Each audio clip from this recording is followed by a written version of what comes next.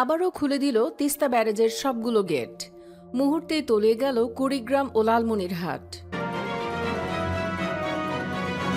ভারী বৃষ্টি ও উজানের ঢলে বাড়ছে উত্তরাঞ্চলের সব নদীর পানি, ভয়াবহ বন্যার আশঙ্কা। সুনামগঞ্জের বন্যা পরিস্থিতি অপরিবর্তিত, রাস্তাঘাট ডুবে ভোগান্তিতে লাখো মানুষ। এবং বন্যায় ডুবে গেছে দিল্লির সড়ক ও বাড়িঘর, আশ্রয়ের খোঁজে ছুটছে লাখো পরিবার। এতক্ষণ শুনছিলেন আমাদের হাতে থাকা এই মুহূর্তের প্রধান প্রধান সংবাদ শিরোনামগুলো, এবার থাকছে বিস্তারিত।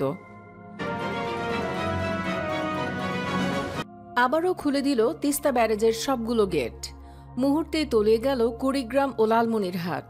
উজানের পাহাড়ি ঢলে তিস্তা নদীর পানি বৃদ্ধি পেয়ে বিপদসীমার 40 সেন্টিমিটার উপর দিয়ে প্রবাহিত হচ্ছে।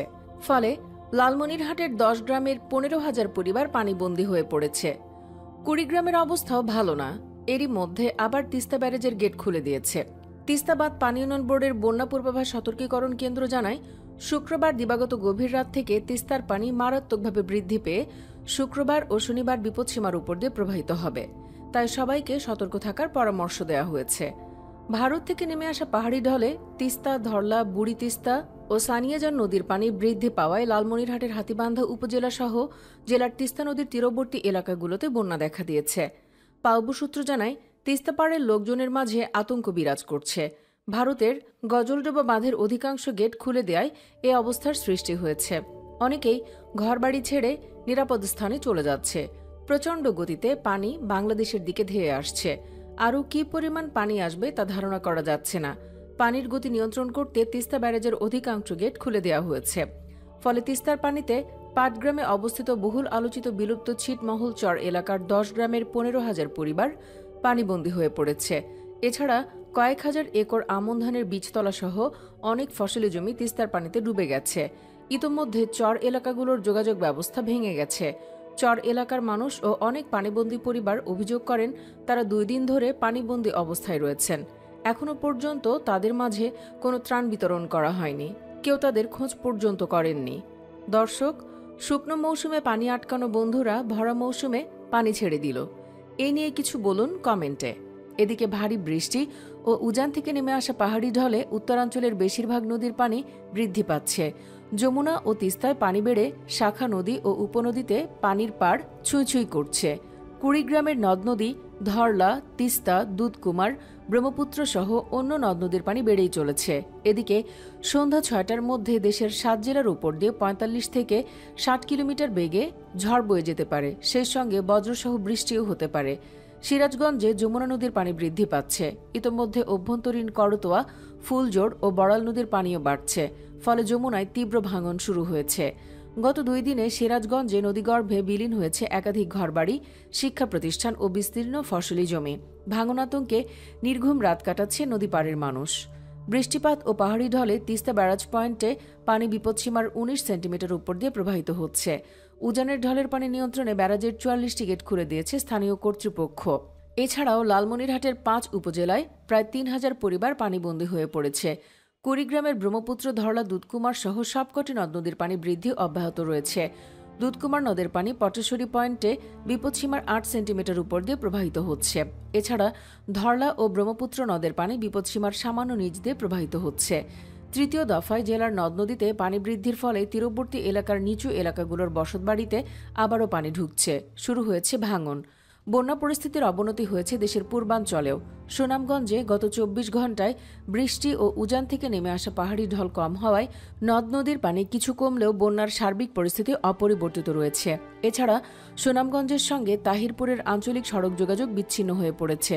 সুরমা নদীর পানি বিপদসীমার কিছু নিচ দিয়ে প্রবাহিত হলেও সুরমা নদীর 2 পাড় উপচে পানি লোকালয়ে প্রবেশ করছে। তবে ছাতক উপজেলা বন্যা পরিস্থিতির অবনতি হয়েছে দেশের পূর্বাঞ্চলেও। সুনামগঞ্জে গত 24 ঘণ্টায় বৃষ্টি ও উজান থেকে নেমে আসা পাহাড়ি ঢল কম হওয়ায় নদ নদীর পানি কিছু কমলেও বন্যার সার্বিক পরিস্থিতি অপরিবর্তিত রয়েছে। এছাড়া সুনামগঞ্জের সঙ্গে তাহিরপুরের আঞ্চলিক সড়ক যোগাযোগ বিচ্ছিন্ন হয়ে পড়েছে। সুরমা নদীর পানি বিপদসীমার কিছু নিচ দিয়ে প্রবাহিত হলেও সুরমা নদীর 2 পাড় উপচে পানি লোকালয়ে প্রবেশ করছে। তবে ছাতক উপজেলায় নদীর পানি বিপদসীমার 65 সেন্টিমিটার উপর দিয়ে প্রবাহিত হচ্ছে। জেলার সুনামগঞ্জ সদর, বিশ্বম্ভরপুর, তাহিরপুর, ছাতক, দোয়ারা বাজার ও ধর্মপাশা এই ৬ উপজেলার নিম্নাঞ্চল পানির নিচে তলিয়ে গেছে। সদর উপজেলার সুরমা, জাহাঙ্গীরনগর ও মোল্লাপাড়া ইউনিয়নের রাস্তাঘাট হাঁটু সমান পানির নিচে তলিয়ে আছে। একইভাবে ছাতকের ইসলামপুর, নোয়ারাই, চরমহলা ইউনিয়নের গ্রাম ও সড়কে পানি উঠে যাওয়ায় দীর্ঘদিন ধরে ভোগান্তি পোহাতে হচ্ছে ওই এলাকার মানুষের। সুনামগঞ্জ পানি উন্নয়ন বোর্ডের নির্বাহী প্রকৌশলী মোহাম্মদ মামুন হাওলাদার জানান, পানি বৃদ্ধি পেলেও এখনই বড় ধরনের বন্যার পূর্বাভাস নেই। শেষ করছি ভারতের বন্যা পরিস্থিতির খবর জানিয়ে। ভারতের রাজধানীর পাশ দিয়ে বয়ে যাওয়া যমুনা নদীর পানি রেকর্ড ভাঙা উচ্চতায় ওঠার পর রাতে আরও বেড়েছে। এতে দিল্লির বন্যা পরিস্থিতির অবনতি হয়েছে। বাড়তে থাকা বন্যার পানিতে নগরীর বহু বাড়ি ও সড়ক ডুবে গেছে। পরিস্থিতি মোকাবেলায় বিভিন্ন জরুরি পদক্ষেপ নেওয়া হচ্ছে।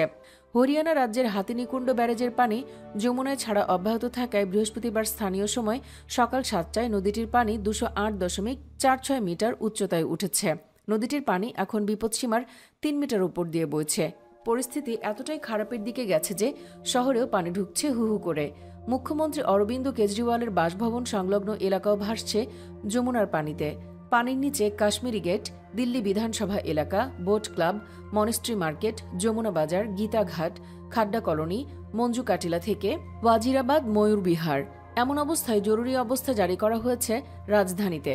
বন্যা পরিস্থিতি মোকাবেলায় মোট ১৬টি কন্ট্রোল রুম খোলা হয়েছে। ভয়াবহ বন্যার আশঙ্কায় মুখ্যমন্ত্রী অরবিন্দ কেজরিওয়াল কেন্দ্রের হস্তক্ষেপ দাবি করেছেন। দিল্লির মুখ্যমন্ত্রী অরবিন্দ কেজরিওয়ালের সরকার হাতিনিকুণ্ড ব্যারেজ থেকে পানি ছাড়ার বিষয়ে কেন্দ্রীয় সরকারকে হস্তক্ষেপ করে তা বন্ধ করার আহ্বান জানিয়েছে। কিন্তু ওই ব্যারেজ থেকে অতিরিক্ত পানি ছেড়ে দিতে হবে বলে কেন্দ্রীয় সরকার জানিয়েছে। ভারতের উত্তরাঞ্চলীয় রাজ্য হিমাচল প্রদেশে ৪-৫ দিন ধরে টানা ভারী বৃষ্টি হতে থাকায় ব্যাপক ক্ষয়ক্ষতি হচ্ছে। সেখান থেকে পানি নেমে এসে হাতিনিকুণ্ড ব্যারেজ উপচে পড়ছে। দিল্লিকে ঘিরে থাকা রিং রোড, সিভিল লাইন্স এলাকা ডুবে গেছে, আর কাশ্মীর গেট আইএসবিটির সঙ্গে মঞ্জুকাটিলাকে সংযোগকারী প্রসারিত অংশটি বন্ধ হয়ে গেছে। এই স্থানটি দিল্লির মুখ্যমন্ত্রী কেজরিওয়ালের বাসভবন ও দিল্লি বিধানসভা থেকে মাত্র আধা কিলোমিটার দূরে। ভারতের কেন্দ্রীয় ওয়াটার কমিশন জানিয়েছে, হাতিনিকুণ্ড ব্যারেজ থেকে পানির প্রবাহ বৃহস্পতিবার স্থানীয় সময় দুপুর ২টা থেকে হ্রাস পেতে শুরু করবে এমন আশা করা হচ্ছে। দিল্লির সবচেয়ে বন্যা কবলিত এলাকাগুলোর অন্যতম পুরাতন দিল্লি। এখানকার নিগমবোধ ঘাট শ্মশান ব্যবহার না করার জন্য বাসিন্দাদের পরামর্শ দেওয়া হয়েছে। নগরীর বন্যা কবলিত এলাকাগুলো থেকে লোকজনকে সরিয়ে নেওয়ার জন্য জাতীয় দুর্যোগ মোকাবেলা বাহিনীর ১২টি টিম কাজ করছে। গত ২ দিনে দিল্লিতে ভারী বৃষ্টি না হলেও যমুনা নদীতে হরিয়ানার পানি ছাড়ার কারণে রাজধানীর নদী তীরবর্তী বাসিন্দারা চরম ভোগান্তিতে পড়েছে। ডুবে যাওয়ার পর অনেকেই তাদের ঘরবাড়ি ছাড়তে বাধ্য হয়েছেন। এ পর্যন্ত দিল্লির নদী তীরবর্তী ও নিচু এলাকাগুলোর কয়েক হাজার বাসিন্দাকে সরিয়ে নেওয়া হয়েছে। তাদের কয়েকটি আশ্রয়কেন্দ্রে ও স্কুলগুলোতে অস্থায়ী আশ্রয়কেন্দ্র খুলে সেগুলোতে রাখা হয়েছে। বন্যা পরিস্থিতির অবনতি হতে থাকায় ঝুঁকিপূর্ণ এলাকাগুলোতে লোকজনের জমায়েত নিষিদ্ধ করা হয়েছে। মোনার পানির স্তর এখন আগের সব রেকর্ড ভেঙে সর্বোচ্চ উচ্চতা দিয়ে বইছে।